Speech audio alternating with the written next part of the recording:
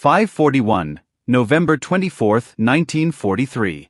Northern slopes of Saddleberg, New Guinea. Corporal Tom Bennett, 24 years old, crouched behind a slick boulder of red clay, the stock of his Owen submachine gun cold and sticky against his shoulder. The air felt like wet wool. Rain had been falling since 3 o'clock. Now it came down in thin sheets, dripping from the pandanus leaves and turning the narrow track into a brown river. His section, No. 3 Section, 13 Platoon, 217th Battalion, 9th Australian Division, held a shallow, muddy firing line 30 meters below the crest of a jungle-covered spur. The Japanese were up there, somewhere in the mist and vines. The battalion's objective was simple on paper: push another 400 meters along the ridge by 12 o'clock and close in on Saddleberg mission. In reality, every meter had to be bought with men and ammunition. At 5:41, Tom checked his watch, wiped the glass with a dirty thumb, then glanced left and right. Private Bluey Harris lay 5 meters to his left, Lee, Enfield rifle across his pack, bayonet fixed, helmet strap undone. To Tom's right, Lance Corporal Dick Mason hunched over the Bren gun, its 30-round curved magazine silhouetted against the green tangle ahead. Behind them, 3 more men hugged the mud, spaced out down the slope. The section's total firepower: 1 Bren, 4.303 rifles, and 1 small, ugly, blunt-nosed submachine gun built by a man most of them had never heard of. The Owen gun. At 5:42, the first Japanese voices drifted through the mist. The sound came from above and slightly right, maybe 40 to 50 meters. Short, sharp barks of conversation. A laugh. Metal on wood. Tom pressed his cheek harder into the Owen's wire stock and lifted his head just enough to see over the rotting log in front of him. Through the dripping foliage he saw movement. 6, maybe 7 shapes in faded khaki and green, working their way down the spur. Arisaka rifles slung. One man carried a Type 96 light machine gun. Another had a sword at his hip. They were using the same narrow ledge track his platoon had used in the dark 2 hours earlier. The Japanese point man, a young corporal with a cloth-covered helmet, paused and crouched, scanning the slope below with field glasses. His eyes passed over the Australian's camouflaged line without stopping. He said something over his shoulder. The men behind him relaxed. Then Tom heard it, clear even through the rain. Chisai, omocha no kenju. He didn't speak Japanese, but the tone told him enough. The point man pointed downhill, mimed a short gun with his fingers, made a childish face and laughed. Several of the others chuckled with him. They'd seen Australians with Owens before, short, stubby, with top-mounted magazines and a barrel that barely reached past the handgrip. Toy guns, some of the Japanese called them. Toys compared to their long, full-sized Arisakas. Tom tightened his grip on the Owens pistol grip, feeling the rough welded seam dig into his palm. The gun weighed about 4.3 kilograms loaded, heavier than it looked, thanks to its simple steel tube receiver and full-length barrel shroud. 33 rounds of 9 by 19 millimeters sat in the curved magazine on top, pressed down by a stiff spring, ready to feed by simple blowback. No selector. Just safe and full auto. Rate of fire, roughly 700 rounds per minute. In the dense New Guinea jungle, that mattered more than looks. At 5:43, the Japanese patrol split. 3 men with rifles and the NCO moved down the track, single file, heading almost straight toward Tom's section. The machine gun team and 2 more riflemen cut off to the right, moving to find a flanking position. Tom's platoon commander had warned them about this. Japanese squads rarely attacked straight on. They probed, then clawed around the flanks like fingers. Tom raised his right hand palm flat, then pointed 2 fingers at his eyes and toward the patrol below. Bluey saw the signal and stiffened. Mason nudged the Bren's barrel a few centimeters, lined up on the machine gun team's likely path, and breathed out slowly. At 5:44, a single shot cracked somewhere to the left, another platoon engaging on the neighboring spur. The Japanese point man flinched, then shouted. The patrol halted. Rifles came off shoulders. The mood changed in an instant. Tom heard another word, Oswiesu. Australians. The NCO barked an order. The men spread, using trees and rocks, eyes straining into the green gloom. The Japanese still didn't know how close the Australians were. At 5:45, the distance between Tom's muzzle and the nearest enemy rifleman shrank to about 18 meters. The man had taken cover behind a mossy stump. His helmet, with its faded star, bobbed up and down as he tried to get a line of sight downhill. He still held his rifle casually, as if expecting vague shapes in the distance, not a line of mud-covered men within grenade range. Tom's heart hammered, but his hands were steady. The Owen had done that for him. He trusted it. In the wet season, the gun's simple, sealed design and open bolt made it more reliable than most. Mud and sand had fewer places to hide. The top-mounted magazine let gravity help feed rounds even when the gun was tilted. It wasn't pretty, but it worked. "Hold," Tom whispered, barely louder than the rain. "Hold." The Japanese NCO stepped out from behind a vine-choked tree, sword hilt glinting, rifle slung.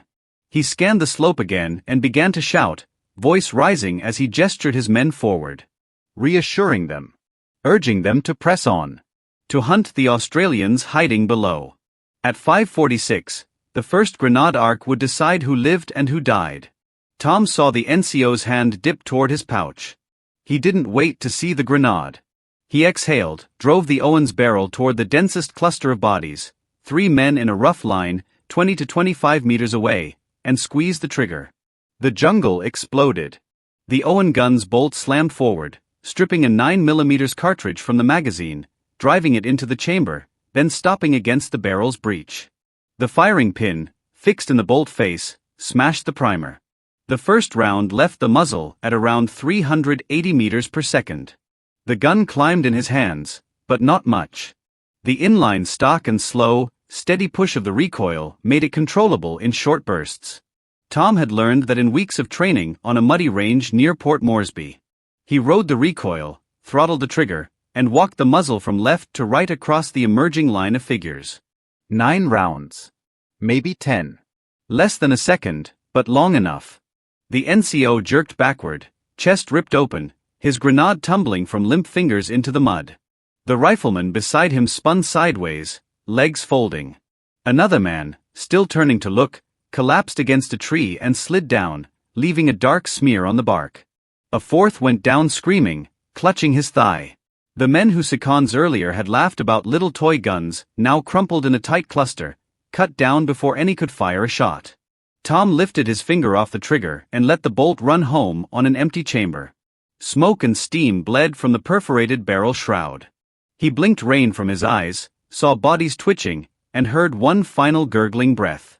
At 5 hours 46 minutes and 7 seconds, the Japanese contempt for the Owen gun died on that hillside, along with 9 of their infantrymen. And the man who had just pulled the trigger, the kid from Newcastle who'd once swung a hammer in a railway yard, felt the weight of that 0.7 of a second settle on his shoulders like another 20 kilos in his pack. The battle for Saddleberg had just entered another bloody hour.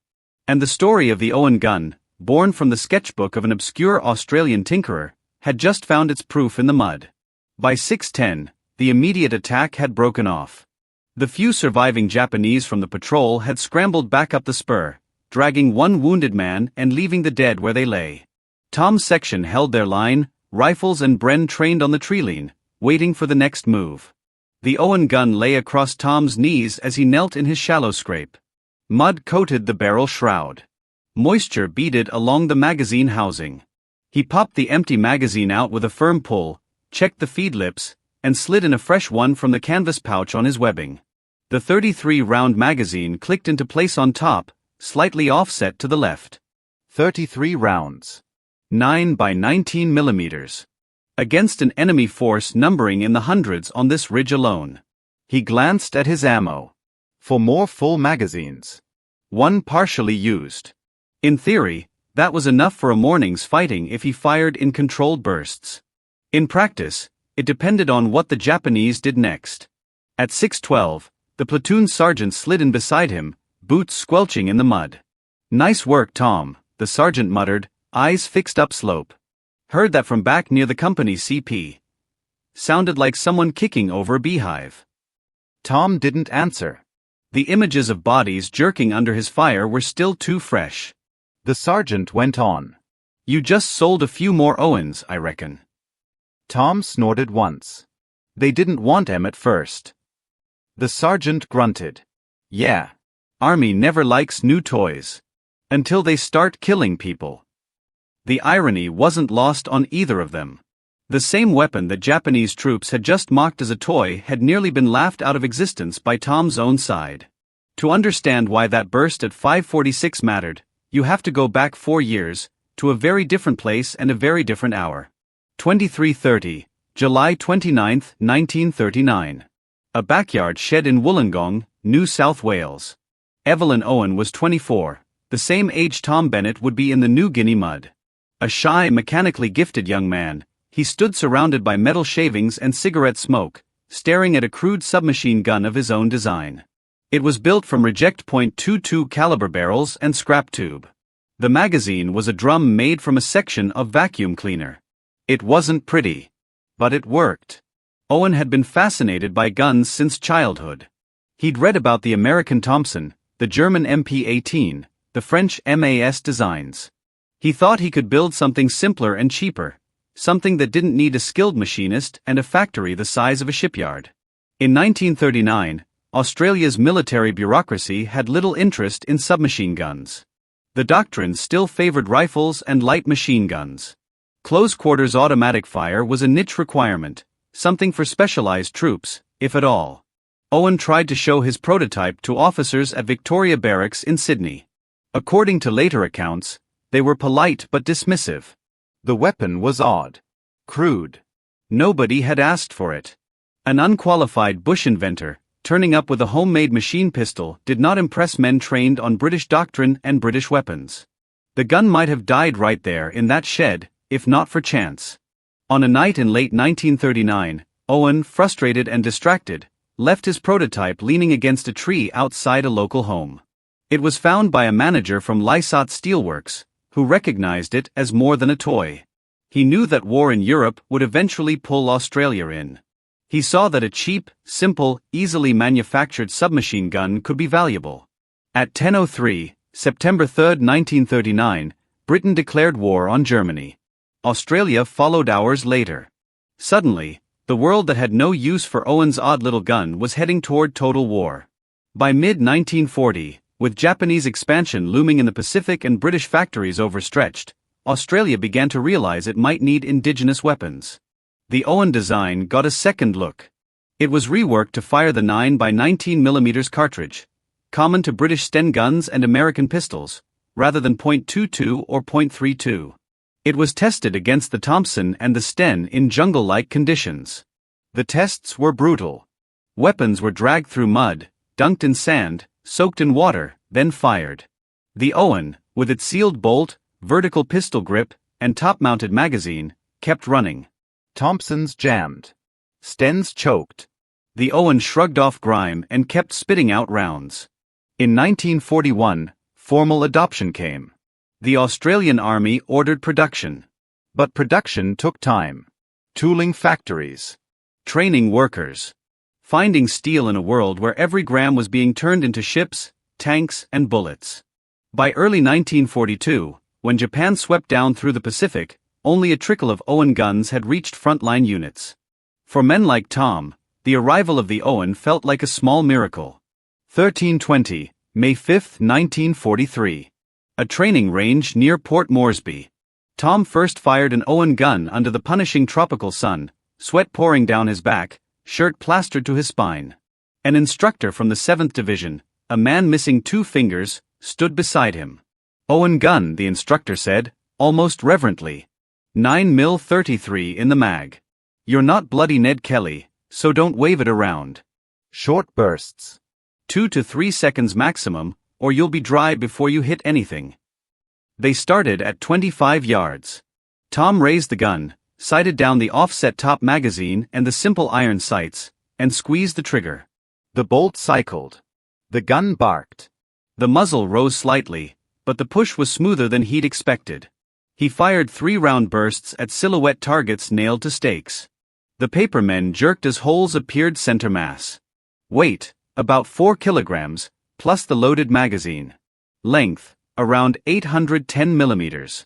It felt compact compared to the long .303 rifles they still drilled with. There was no complex safety catch, just a notch in the receiver where the bolt could be locked. Simple, almost crude. But every moving part seemed designed to take abuse. The instructor had explained the reasoning. The top-mounted magazine allowed gravity to help feed rounds even when the gun was canted or fired from awkward positions. The ejection port on the bottom kept spent casings and most of the muck away from the shooter's face. The barrel shroud protected hands from heat during sustained fire. The blowback action, firing from an open bolt, meant that overheating and cook-offs were far less likely. In the jungle, where it rained without warning and mud was a constant enemy, those details mattered more than finish or elegance. By 14:30 that day, Tom had fired almost 300 rounds. His shoulder ached. His ears rang. But he trusted the gun. He saw the jealousy in some riflemen's eyes. The Owen was issued sparingly, 1 or 2 per section at first. The men who got them became point men, scouts, assault leaders. They went forward first, clearing bunkers, trenches, and dugouts. Their life expectancy was not high, but their impact was visible. Between May and November 1943, Tom's unit fought across New Guinea, near La, then Finschhafen, then inland toward Saddleberg. Each new ridge and village meant another fight. Japanese forces dug into hillsides, using tunnels, caves, and interlocking fields of fire. In those close, tangled engagements, the Owen proved itself again and again. Tom used it in patrols at 6 o'clock, moving through waist-high kunai grass. He used it at 22:15 in night ambushes along creek beds, relying on its compact size and fast handling. He cleaned it in the dark, by touch, counting every spring and pin, knowing a single oversight could mean a jam at the worst moment. By the time he crawled into that muddy firing line at 5:41 on November 24, 1943, the gun was almost an extension of his hands. And yet, even after months of combat reports praising it, some in the wider Allied world still dismissed the Owen as a parochial oddity, a little Australian subgun, overshadowed by the famous Tommy gun and the flood of British Stens. It would take episodes like the one on Saddleberg slopes, short, savage bursts that cut down entire assault groups, to carve the Owen's name into military memory. At 7:02, the Japanese tried again. The second attack came with more discipline, more caution. Artillery from hidden guns further up the ridge lobbed shells into the slopes below Tom's position. The first round landed at 6:57, 80 meters behind his section, in a patch of kunai grass. The concussion flattened stalks and sent a shockwave through the soil. At 7 o'clock, 2 more shells hit closer, scattering dirt and leaves, but doing little real damage. The Japanese gunners were feeling for range and angle, bracketing the Australian company. Under that cover, infantry moved. Tom heard them before he saw them, branches snapping, brief shouted commands.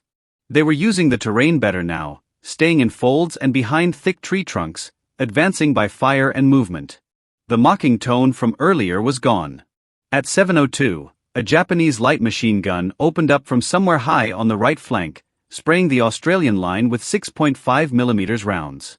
The distinctive slower chatter of the Type 96 cut through the deeper thumps of Australian Brents and the sharp cracks of .303 rifles. Machine gun, 2 o'clock, 80 yards. Mason shouted, already swiveling the Bren. The platoon commander, somewhere behind, yelled for the neighboring section to put smoke on the gun's position. White plumes began to bloom in the trees, but the fire kept coming, bullets smacking into trunks and whining overhead. Tom pressed his chest deeper into the mud, Owen flat in front of him, barrel pointed uphill. The second attack felt heavier. More men. More coordination. At 7:04, a Japanese squad broke into view on the left, 35 to 40 meters out, advancing in staggered groups. 2 men at a time moved forward while the others covered them. Their officer walked behind, sword drawn, shouting. They knew roughly where the Australians were now. They were coming to dig them out. Bluey fired first, his Lee Enfield kicking against his shoulder as he worked the bolt in smooth, practiced strokes. A Japanese rifleman spun and dropped. Mason added the Bren's deeper hammering roar, rounds tearing chunks from a tree that another soldier had tried to use as cover. Tom held his fire, counting shapes, distances, angles. He had to make his magazines count. At 7 hours 5 minutes and 30 seconds, the Japanese shifted tactics. A small group, maybe 7 or 8 men, broke right, angling along a shallow animal track that paralleled Tom's line. If they kept going, they'd pass within 20 meters of his position, maybe less, and then be behind Bluey's flank. "On me," Tom hissed to the two men nearest him. "Watch the left." "I've got right." He rolled slightly, angling his body so the Owen's muzzle pointed toward the new threat. A root dug into his ribs. He ignored it. Through the leaves, he saw helmets bobbing. One man carried a grenade in each hand. Another had a bayonet already fixed to his rifle. At 7:06, they closed to within 25 meters, moving low and fast. Tom could see their faces now, sweat, mud, tension. No laughter, no sneers. The lead man stumbled as a stray Australian round clipped the tree beside him, showering him in bark. He shouted something hoarse and angry, then surged forward, as if speed were the only protection. Tom waited one more second. Distance, 20 meters. He raised the Owen, sighted center mass on the tight knot of men, and squeezed the trigger. This time, he didn't count rounds. The gun's bark became a continuous roar in his ears. Brass casings spattered his forearm and sank into the mud. The muzzle climbed, but his elbows, dug into the earth, levered it back down. The burst lasted just under a second, 9, maybe 11 rounds, but that was enough. The lead man's chest snapped backward, grenades flying from his hands. The second man's helmet flew off as a round ripped through his neck. The third man, halfway through a leap to a fallen log, jerked and slammed face first into the ground, legs twitching. 3 more behind them tried to drop prone, but they were too close together, too exposed. Rounds punched through one and into another. The last man in the file froze, eyes wide, then turned to run, only to crumple as a stray Bren round from Mason's gun smashed his knee sideways. 9 men. 7 dead, 2 badly wounded. The trail became a tangle of bodies, rifles, and dropped equipment. Tom's magazine ran dry with a distinct click and a change in the gun's tone. He released the trigger instantly, rolled behind his log, and slapped the magazine catch. The empty curved mag dropped into the mud. He didn't have time to retrieve it. At 7 hours 6 minutes and 8 seconds, he had an empty gun and an enemy squad collapsing in front of him. He yanked a fresh magazine from his pouch, slapped mud from the feed lips with his thumb, then rocked it into the receiver until he felt the solid click. He pulled the bolt back, locking it in the sear notch. When he raised his head again, he saw the effect of his work. The once moving file of enemy soldiers was now a ragged pile of uniforms and limbs. Steam rose from warm bodies in the cool morning air. One wounded man crawled, dragging himself by his elbows, leaving a trail of dark blood. Tom lined the Owen sights on the crawling man's back. His finger hesitated. The man was no longer a threat. His rifle lay meters away. He was slowly bleeding into the mud. Tom shifted his aim, fired a single round into a tree trunk beside the man's head instead. The wounded Japanese froze, then pressed his face into the earth, hands over his neck. "Leave him," the sergeant called from behind. "We haven't got time." At 7:07, the second attack began to falter. Deprived of their flanking push, the Japanese squad on the left found itself trading fire with an Australian line that refused to break. Mason's Bren kept up short, controlled bursts. Bluey's rifle cracked at a steady rhythm. Further along the slope, other Owens chattered in brief staccato bursts. By 7:15, the Japanese withdrew again, melting back into the jungle. The artillery fire shifted to another section of the ridge, hunting for a weaker point. In that 11-minute span, from 7:04 to 7:15, Tom fired a total of 39 rounds from his Owen. 12 in the first burst, roughly. 9 or 10 in the second. A few single shots to pin heads down as his mates shifted positions. Less than 2 full magazines. The cost on the other side was far higher. Later, when they moved forward to clear the ground, they found 11 bodies along the narrow animal track where the flanking squad had advanced. 9 of them lay within a space of less than 5 meters, cut down so quickly that some still clutched grenades that had never been pulled, or rifles never shouldered. One of the younger privates counted the bullet impacts in the trees and logs. "Bloody hell," he muttered. "All that from that little gun?" Tom didn't answer. He just wiped mud from the Owen's barrel shroud and checked the magazine, making sure no debris had worked its way into the feed lips. The day's fighting continued. By 11:38, the company had inched another 150 meters toward the objective, losing 3 men killed and 7 wounded. The Owen gun remained in Tom's hands the entire time, growing heavier with every step. That night, at 21:10, in a cramped slit trench shared with Bluey, Tom lay awake listening to the rain drum on overhead leaves. His hands still tingled from recoil. The image of the flanking squad collapsing replayed in his head, frame by frame. The Owen had done exactly what it was designed to do, delivered devastating close-range automatic fire in jungle terrain, with reliability that other weapons struggled to match. But the price was etched into his memory. He had seen what 9 men in one burst looked like up close. By 1630, November 25, 1943, Saddleberg mission was in Australian hands. The Japanese defenders had pulled back under pressure from multiple battalions pushing up different spurs. The mission itself, once a quiet Lutheran outpost, was a shattered ruin, its buildings chewed by artillery and small arms fire.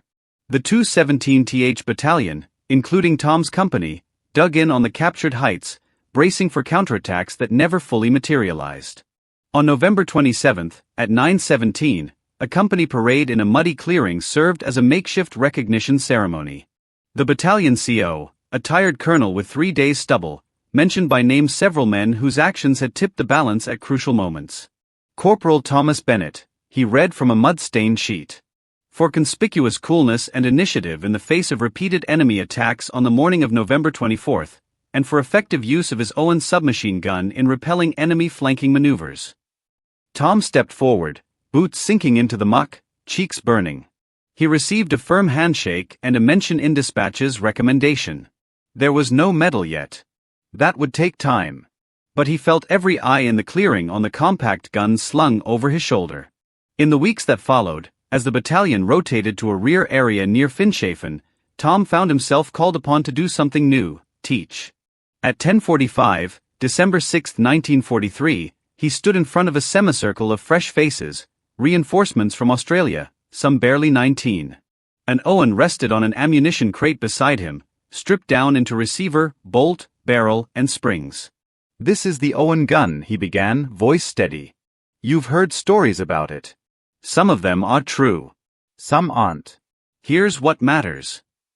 He walked them through each component. Weight.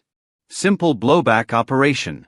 The way the top-mounted magazine allowed firing from low cover without exposing too much of their heads. The need to keep feed lips clean, to seat magazines firmly, to lock the bolt back when on patrol. He didn't dwell on the story of 9 men falling in one burst. That kind of tale traveled through units on its own, usually distorted, turning into campfire legend. Instead, he focused on the decisions behind the bursts: when to fire, when to hold, when to change magazines. Ammunition was heavy. Every round had to count. By February 1944, Tom had been promoted to sergeant. His section had changed faces, casualties rotated out, new men rotated in, but the role of the Owen gunner remained the same. Advance first. Clear bunkers. Break up charges. The New Guinea campaign dragged on. Shaggy Ridge, the Ramu Valley, the Huon Peninsula, each name added new scars to the map and to the men. In every major engagement, Owens featured in patrol reports and after-action summaries. Submachine gunner broke up attack at close range. Owen gun effective in clearing dugout complex. Enemy machine gun position silenced by Owen fire at 15 yards. By 1945, when Australian forces pushed into Borneo and other islands, the Owen gun was no longer a doubtful experiment. It was standard issue. American officers visiting Australian units often asked to see it up close, impressed by its robustness and performance in conditions that made their own weapons falter. Tom survived the war. On August 15, 1945, at 11 o'clock local time, he heard the news of Japan's surrender over a crackling field radio in a staging area near Morotai. The men around him cheered, shouted, cried. Some simply sat down and stared at their boots. Tom looked at the Owen leaning against a stack of crates and felt a complicated mix of gratitude and resentment. The gun had kept him alive in places where, by rights, he should have died. It had also bound his name to images he could never fully erase.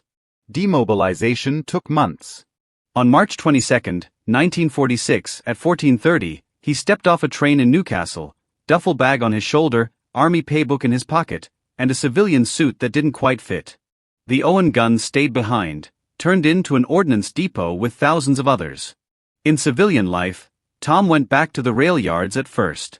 Later, he trained as a fitter and turner, working in a machine shop that, during the war, had produced parts for weapons not unlike the one that had been his constant companion.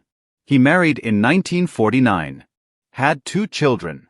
Rarely talked about the war. It wasn't until the late 1960s, when historians began interviewing veterans about New Guinea and the Forgotten campaigns, that he started to speak more openly.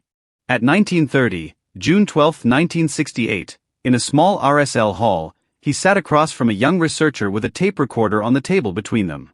"Tell me about the Owen gun," the researcher said. Tom paused, then smiled faintly. "It was ugly," he said. "Looked like something a plumber knocked together in his backyard. But it worked. When you pulled the trigger, it bloody worked. I saw Japanese blokes sneer at it. Had one patrol laugh about our little guns right before we hit 'em. They didn't laugh long." He described the engagement on Saddleberg slopes. The first mocking remarks. The first burst. The flanking attempt and the second burst, the one that dropped 9 men in that narrow space. He didn't embellish. He gave distances. Estimated rounds fired. Described where the bodies fell, how the mud looked afterward. For the researcher, it was gold, concrete evidence of how the Owen shaped small unit tactics in the Pacific. In the decades that followed, as Australia's military museums grew and developed, the Owen gun found its place in glass cases and on wooden racks. Plaques explained its origin story: Evelyn Owen's backyard experiments, the initial rejection, the mud tests, the production at Lysot's factory in Port Kembla. Statistics were listed: caliber, rate of fire, effective range, weight. But numbers and dates only told part of the story. The rest lived in veterans' memories of close-range fights in steaming jungle, of jammed enemy rifles and still-functioning Owens, of desperate last stands in which a single gun's burst bought just enough time for a section to withdraw or a platoon to consolidate. Doctrine shifted, too. Post-war Australian training placed greater emphasis on close-quarter battle, on the value of compact, reliable automatic weapons in complex terrain. Later designs, like the F-1 submachine gun, owed a clear conceptual debt to the Owen's top-mounted magazine and simple action. In military history circles, the Owen gun came to be cited as one of the most successful homegrown weapons of World War II, designed, built, and battle-proven by a nation that had initially questioned the need for it. As for Tom, he aged, retired, and became a grandfather. On Anzac Day mornings at 5:30, as dawn services began, he sometimes found his mind drifting back, not to parades or speeches, but to that wet New Guinea hillside at 5:46 on November 24, 1943. To the feel of a cold steel stock on his cheek. To the weight of a 33-round magazine sliding into place. To the split second when a little toy gun designed by a quiet man in Wollongong proved itself, beyond doubt, in a burst that changed the course of a small corner of a big war. His legacy, and the Owens, lived not in grand strategy but in those small, brutal moments where weapons, training and human will met at ranges measured in meters, not miles. In museums, visitors read the plaques and move on. Some linger, looking at the odd profile of the gun with its top magazine and skeletal stock. Most never know that once in the mud and rain of Saddleberg, 9 men learned the hard way what that little Owen gun could do. And one Australian corporal carried that knowledge with him for the rest of his life.